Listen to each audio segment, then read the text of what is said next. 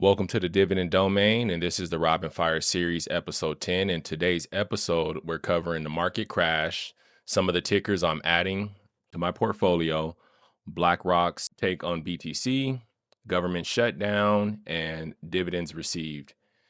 So if you're new to the channel, my strategy is to invest, eventually have 100% of my W-2 income invested into my taxable Robinhood brokerage, where I have a 5% margin interest rate. Within this account, I'm breaking it down to growth/value stocks, high yield, which would be my core, like SCHD, SPYI, QQQY. And then I have high yield single and single ETFs like BTCI, NVIDIA, WHO, Maggie, so forth. So that'll be 30% of high yield, and then another 30 of high yield core, and then a 40% of growth, of which I'll drip. These will pay out as cash flow. And then I'm looking to invest cycle for three to 5 years until I'm work optional or financially free.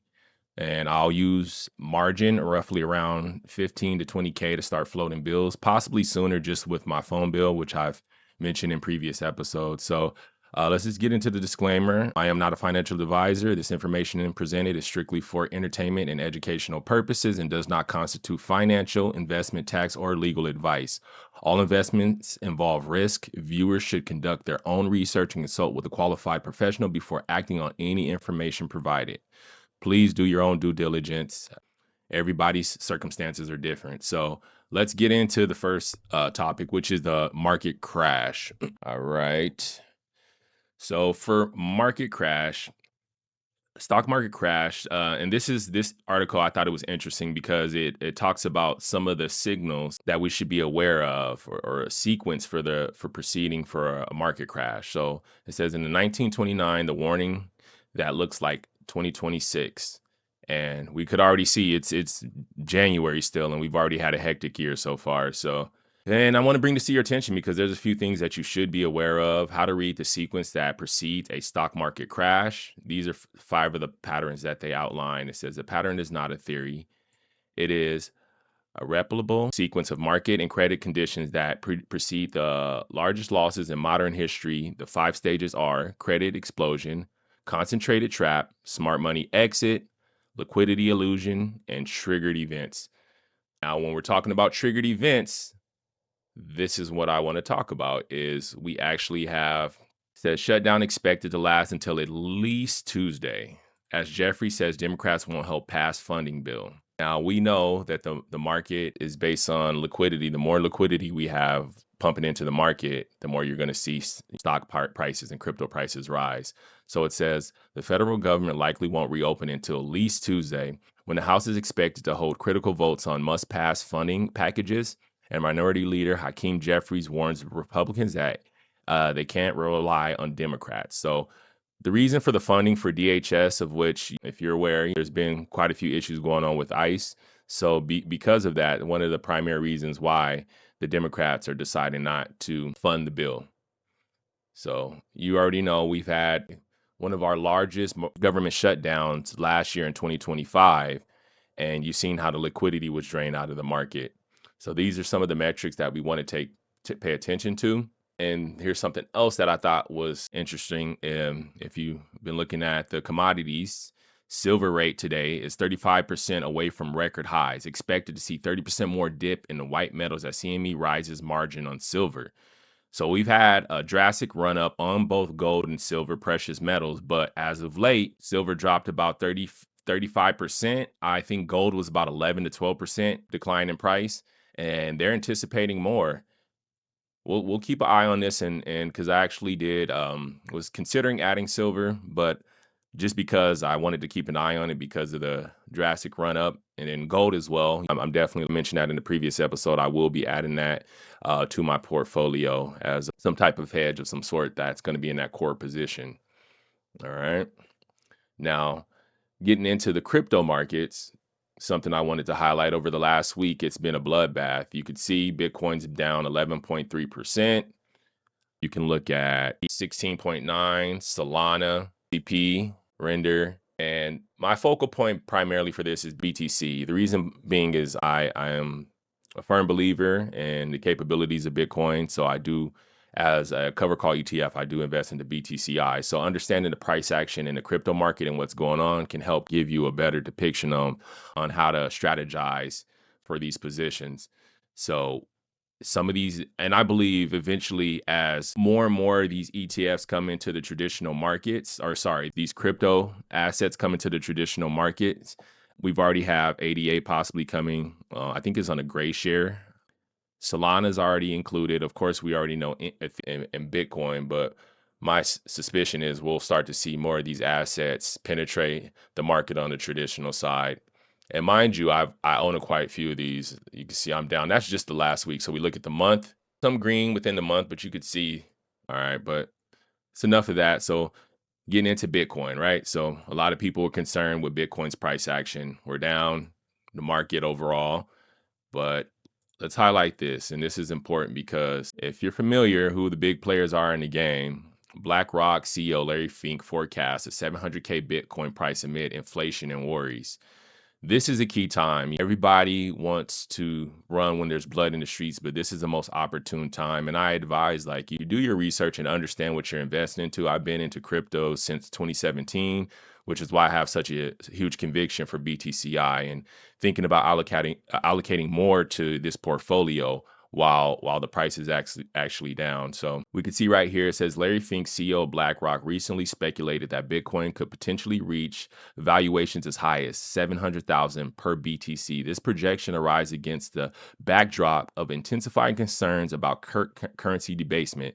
If you watched the last episode, I talked about the debasement trade, of which why you're seeing gold go up, I think, and silver. And then eventually I see Bitcoin following suit. So if they're anticipating BTC can be $700,000 per coin, that gives me more confidence, especially understanding the history of Bitcoin, that we could see some crazy price action in the future. So if you're an investor for long term, then you definitely want to keep an eye on Bitcoin, and possibly something you may want to consider with the cap supply of 21 million coins. And keep in mind, a lot of that's locked up or either lost Bitcoin. So realistically, it's less than 21 million. If you're paying attention to what the government's doing, you should be concerned, right? So just still related to Bitcoin, it says Arthur Hayes says 300 billion liquidity drain is driving Bitcoin lower.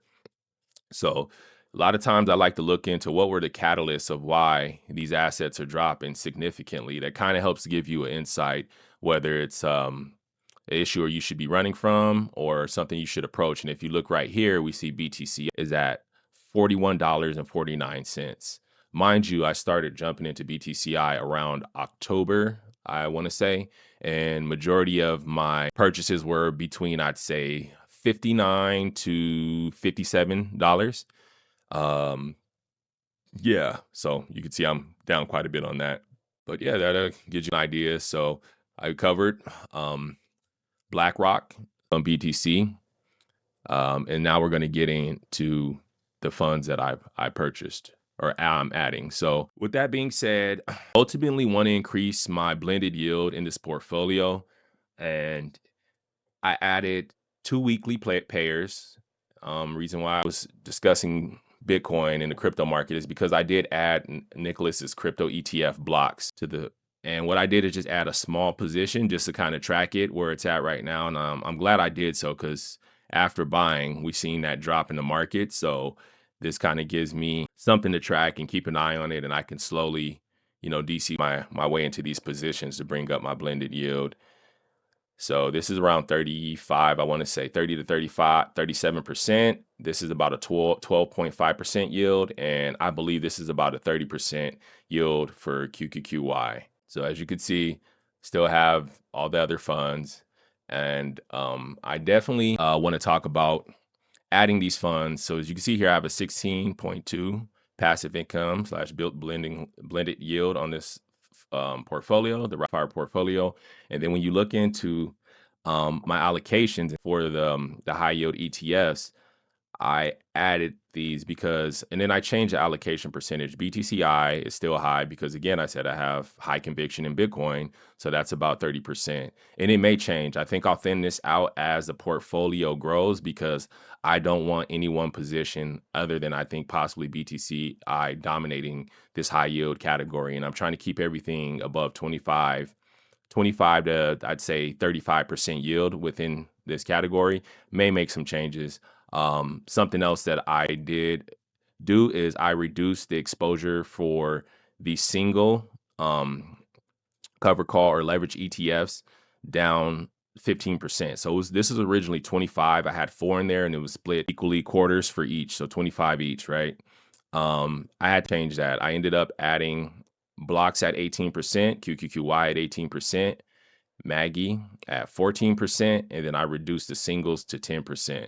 As I add more, I probably can trim some off of BTC and these as well, but these are more index style. These are the Qs, and within this is crypto and tech. It's miners within there. You have Taiwan Semiconductor.